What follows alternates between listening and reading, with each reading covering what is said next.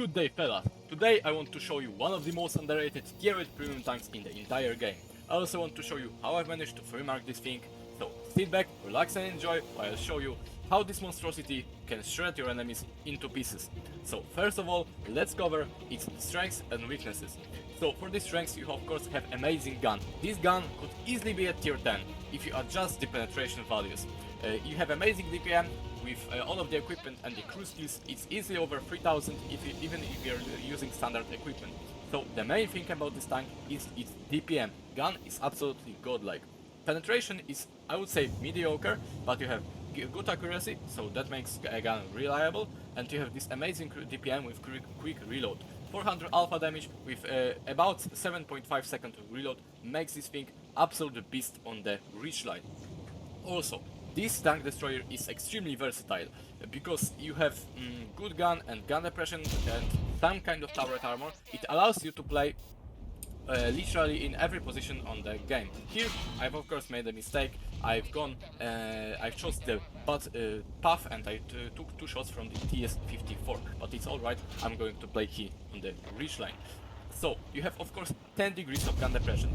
That's what makes these tanks so versatile, and you can, as I've said, snipe, go front line, go second line. You can play anywhere you want just to do damage.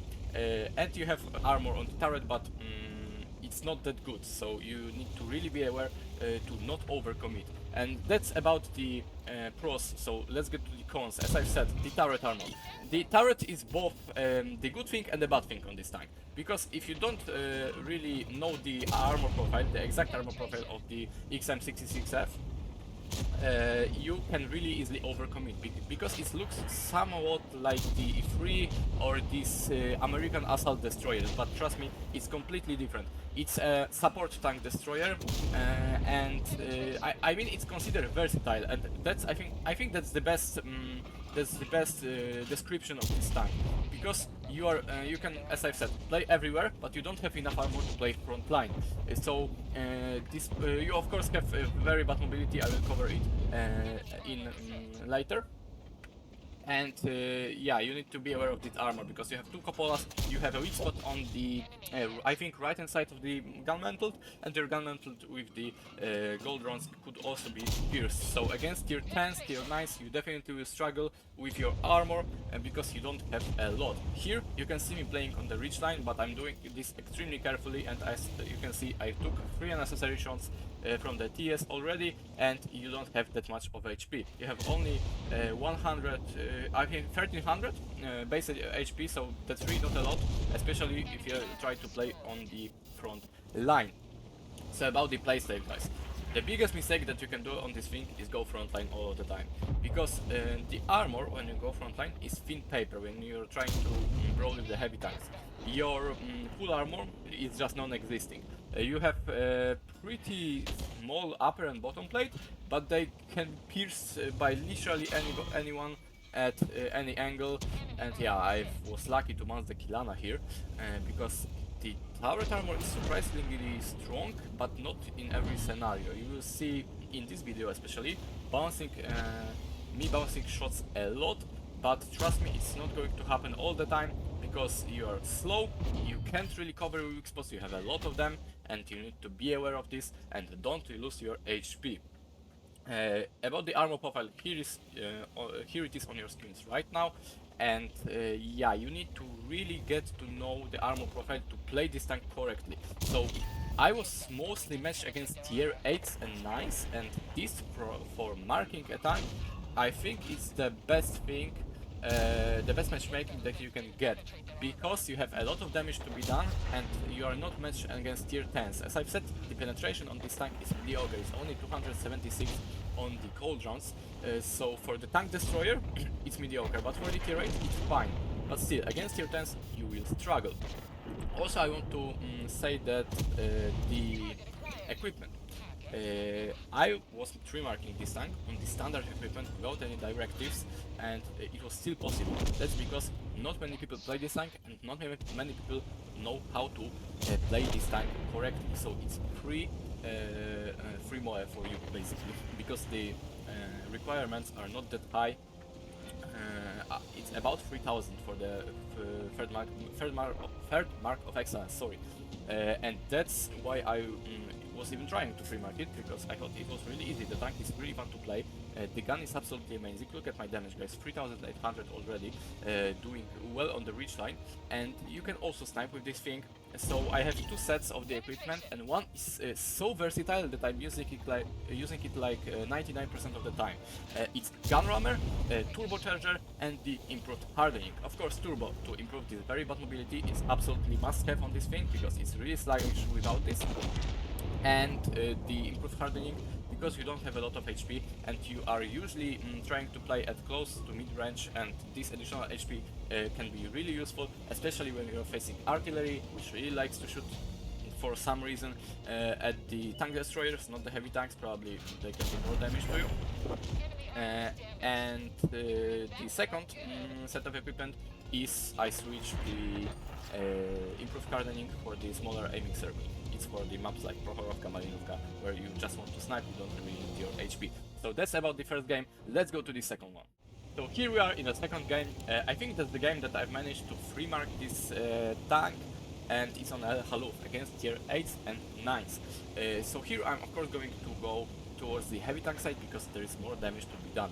But anyway, let's go back to the tank. I want to talk a bit about the playstyle again, because this tank, of course it's slow, but it's not that sluggish, because you have a turret. It's not fully rotatable turret, but still it gives you some versatility, and as I've said, you can take literally any position on the any map in the any game, and you will shred enemies into pieces with this gun. It's amazing how good this DPM is, and how this gun make this tank pretty decent. And yeah, I think it was sold only once. Besides the Christmas boxes, I got this tank in the Christmas boxes, and it wasn't priced very high enough. It will be like cheaper as the time goes by, because that's a tank destroyer. They're not the most expensive. The heavy tanks are most expensive, so you can definitely go for it. This tank is not for everybody, because it's very easy to overcommit. It's not very easy to play, because it's just lacking armor. But if you know how to use that gun, you will be absolute beast and absolute menace on the random battles. And one very important thing that I want to mention: sometimes you need to be just patient with that thing, because you have really good DPM, you don't have the autoloader, you don't want to rush. You'll very easily die when you're rushing to the RT, to the enemy fire. You cannot bounce that many shots, and it's okay to wait, because look at the statistics. In 1 minute, in only 1 minute of the battle, you are capable of doing over 3000 damage. So why rush? When you rush with your teammates, you will still do at least 1 or 2 or even 3-4 shots more than your teammates, because of your DPM. So when you're pushing, don't be the first guy to push, be a second, you're support, but you will do a huge amount of damage to the enemies when you are pushing, and when you're patient. The patience really pays off on this tank. Sometimes, yes, you don't really need to chase the damage, because of this amazing DPM. So here I've decided to go, of course, the front line, because there is no other option. Look at this amazing shot on the side of the gun mantle on the MJ Panther 2. Absolutely amazing, we love to see that. And here I'm just farming down the enemies using my gun depression.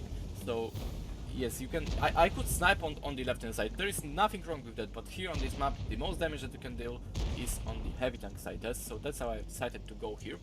And about the crew skills, you have crew skills on the screen right now.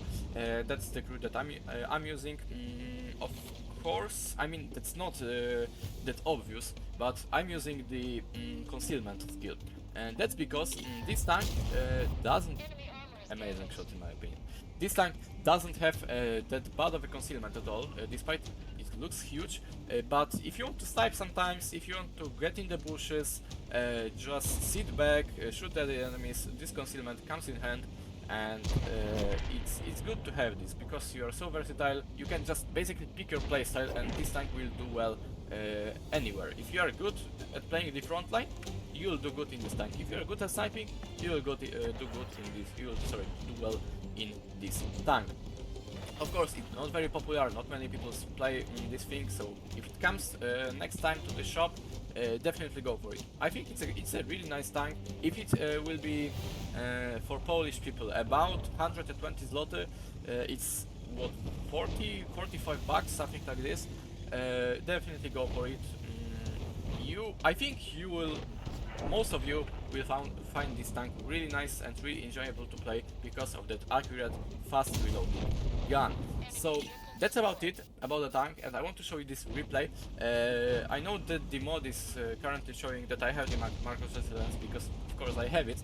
I did this in this battle, but I needed to do over 4,000 I think to free mark this tank in this particular battle, and here is the sketchy part because I thought I could be getting shot by the TDs and they are sitting in the back. We are somehow losing the base. Look at the minimap, and now we are trying to push. So look at my teammates, they are pushing first. TS60 is taking a shot, Iron Army is in front of me, and the heavy tanks are pushing in front of me.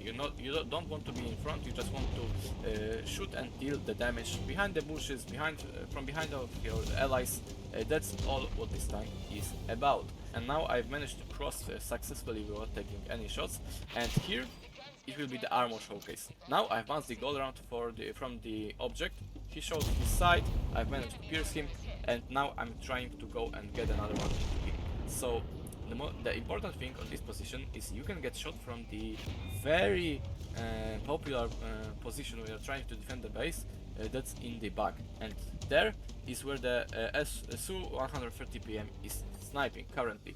And I want to mention that Su has amazing penetration. Of course he's not using the gold rounds, but yeah, I don't know how that shot bounced. That will really hurt in the near future, but we'll see. Back to the Su. If he will be using hit rounds, he probably would easily pierce me, but since he's using AP rounds, he's really struggling to pierce the front of my turret. So the armor is not the best, but sometimes you can bounce a huge amounts of enemy shells. And yeah, here I've got ammo racked. Of course, the hull, as I've said, is thin paper, so you need to hide your hull as much as you can and try to go cool down every single time to not be easily pierced. So here I think here I already had my free marker of excellence, and I thought like, yeah, why bother? We are just going in.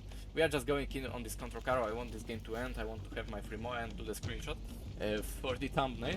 And here I saw these two pushes, and I thought that this guy hid, and I wanted to push.